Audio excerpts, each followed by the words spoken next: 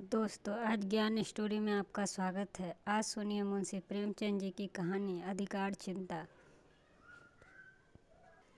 Tommy यो तो देखने में बहुत तगड़ा था, भूखता था तो सुनने वालों के कानों के पर्दे फट जाते थे। डील डॉल भी ऐसा था कि अंधेरी रात में उस पर गधे का भ्रम हो जाता, लेकिन उसकी स्वानुचित वीरता किसी संग्राम क्षेत्र में प्रमाणित न होती थी। 2-4 दफ़े जब बाजार के लड़कों ने उसे चुनौती दी तो उसका गर्व गर्दन करने के लिए मैदान में आया और देखने वालों को कहता कि जब तक लड़ा जीवट से लड़ा। नखों और दांतों से ज़्यादा चोटें उसकी दुम ने की थी। निश्चित रूप से कहीं नहीं जा सकता था कि मैदान किसके हाथ में रहेगा, किंतु जब उस दल को कुमाऊं मांगनी पड़ी तो रणक्षेत्र के शास्त्रों के नियम अनुसार विजय का श्रेय टॉमी को ही दिया जाना उचित था, न्याय अनुकूल जान पड़ता था। टॉमी ने उस अवसर पर कौशल से काम लिया और दांत निकाल दिए जाने पर जो संधि की याचना थी, किंतु तब से उसे ऐसी सन्निधि विहीन प्रतिद्वंदियों के मुंह लगना उचित न समझा था।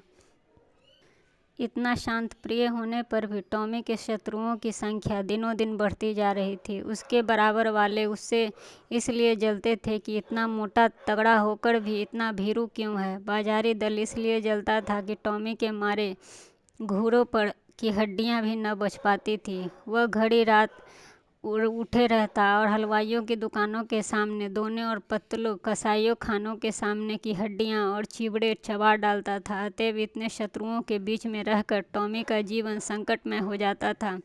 महीनों बीत जाते और पेट भरने को भोजन न मिलता था। 2-3 बार उसे मनमाने ढंग से भोजन करने की ऐसी प्रबल उत्कंठा हुई कि उसने संदिग्ध साधनों द्वारा उसे पूरा करने की चेष्टा की, पर जब परिणाम आशा के प्रतिकूल हुआ और स्वादिष्ट पदार्थों के बदले अरुचिकर दुराग्रह वस्तुएं भरपेट खाने को मिली, जिससे पेट के बदले कई दिनों तक पीठ में विषम वेदना होती रही, तो उसे विवश होकर फिर सन्मार्ग का आश्रय लिया।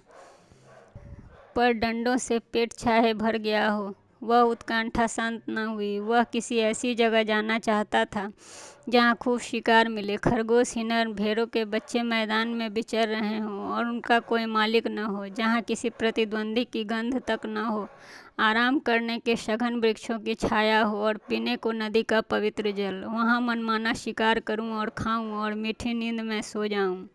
वहाँ चारों ओर मेरी धाक बैठ जाए, सब ऐसा रोब छा जाए कि मुझी को न राजा समझने लगे।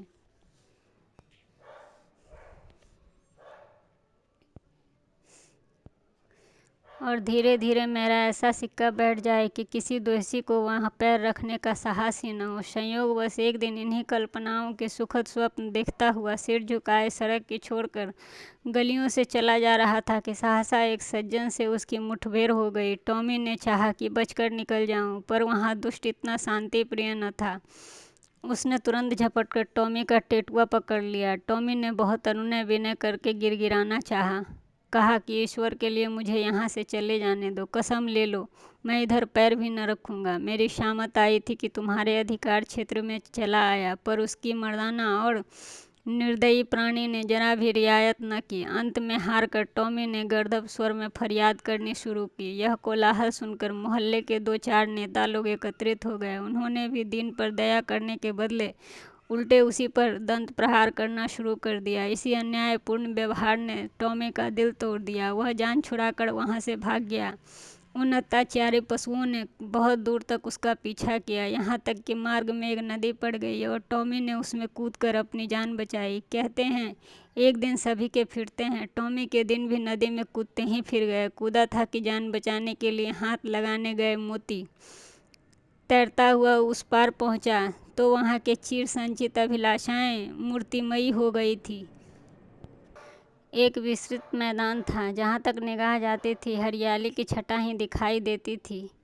कहीं नाले के मधुर करलव था तो कहीं झरनों का मंद गान, कहीं वृक्षों के सुखद पुंज थे तो कहीं रेत के सपाट मैदान। बड़ा सुरम्य मनोहर दृश्य था। यहाँ बड़े बड़े तेज नखों वाले पशु थे, जिनकी सूरत देखकर टॉमी का कलेजा दहल उठता था, पर उन्होंने टॉमी की कुछ परवाह न की। वे आपस में नित्य लड़ा करते थे, नित्य खून की नदियाँ बहा करती थी। टॉमी ने देखा यहाँ इन भयंकर जंतुओं से मैं पेश न पा सकूंगा। उसने कौशल से काम लेना शुरू किया। तब 2 लड़के में एक घायल और मुर्दा होकर गिर पड़ते तो टॉमी लपक कर मांस का कोई टुकड़ा ले भागता और एकांत में ही बैठकर खाता था।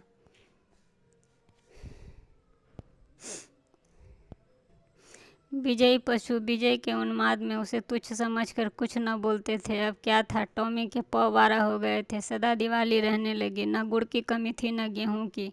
नित्य नए पदार्थ उड़ाता, वृक्षों के नीचे आनंद से सोता। उसने ऐसे सुख स्वर्ग की कल्पना भी न की थी।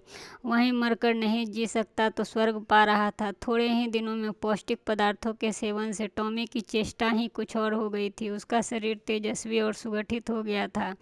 अब वह छोटे मोटे जीवों पर स्वयं ही हाथ साफ करने लगा था। जंगल के जंतु अब चौंके होकर वहां से भाग जाने का यत्न करने लगे। टॉमी ने एक नई चाल चली। वह कभी किसी पशु से कहता, तुम्हारा फलां शत्रु तुम्हें मार डालने को तैयार हो रहा है। किसी से कहता, फलां तुमको गाली दे रहा है।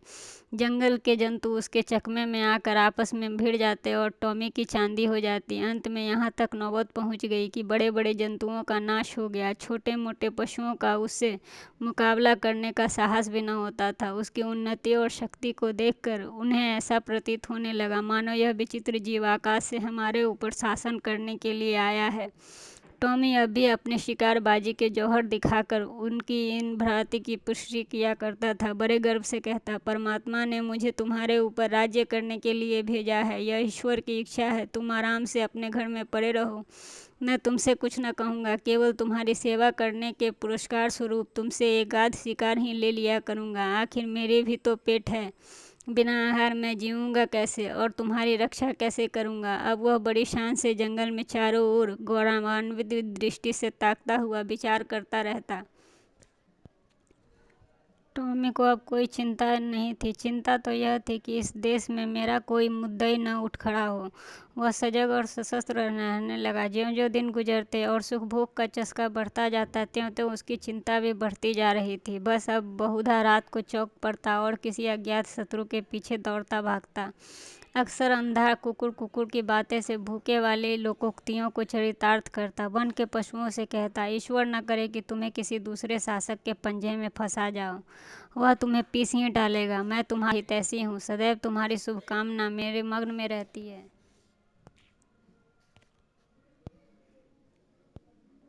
किसी दूसरे से यह आशा भी मत रखो। पशु एक स्वर में कहते कि जब तक हम जिएंगे आपके ही अधीन रहेंगे। आखिरकार यह हुआ कि टॉमी को क्षण भर भी शांति से बैठना दुर्लभ हो गया। वह रात दिन दिन भर नदी के किनारे इधर उधर चक्कर लगाया करता था। दौड़ते दौड़ते हाँफने लगता बेदम होकर, मगर चित्त को शांति न मिल पाती, कहीं कोई शत्रु न घुस आए।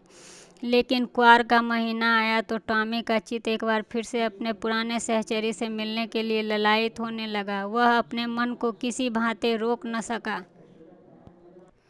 वह अपने मन को किसी भी भांति रोक न पाया।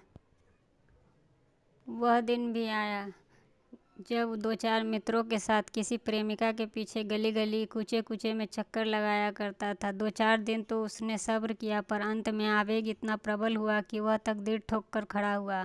उसे अब अपने तेज और बल पर अभिमान भी हो आया था। 2-4 की तो वह मजा चखा सकता था, किंतु नदी के इस पार आते ही उसका आत्मविश्वास प्रातःकाल के तम के समान फटने लगा।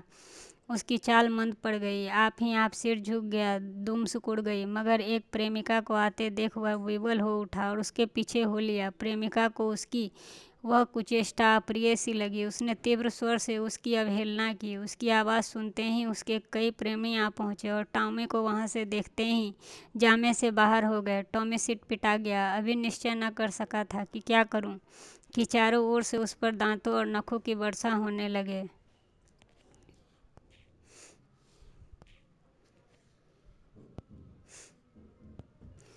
भागते भी न बन पड़ा। देह लहूलुहान हो गई। भागा भी तो शैतान का एक दल पीछे था। उस दिन से उसके दिल में शंका सी समा गई। हर घड़ी यह भय लगा रहता कि आक्रमणकारियों का दल मेरे सुख और शांति में बाधा डालने के लिए, मेरे स्वर्ग को विध्वंस करने के लिए आ रहा है। यह शंका पहले भी कम न थी, अब और बढ़ गई थी। एक दिन उसका चित्त भय से इतना व्याकुल हुआ कि उसे जान पड़ा कि शत्रु दल आ पहुंचा है। वह बड़े बेग से नदी के किनारे आया और इधर उधर दौड़ने लगा। दिन बीत गया, रात बीत गई, उसने विश्राम न किया।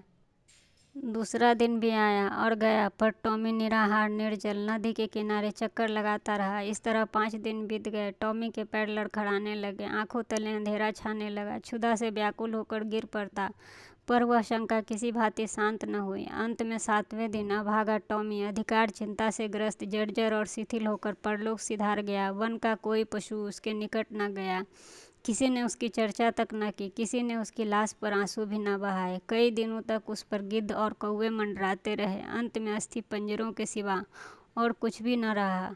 दोस्तों, अगर ये कहानी आपको पसंद आई हो तो please like and subscribe my channel.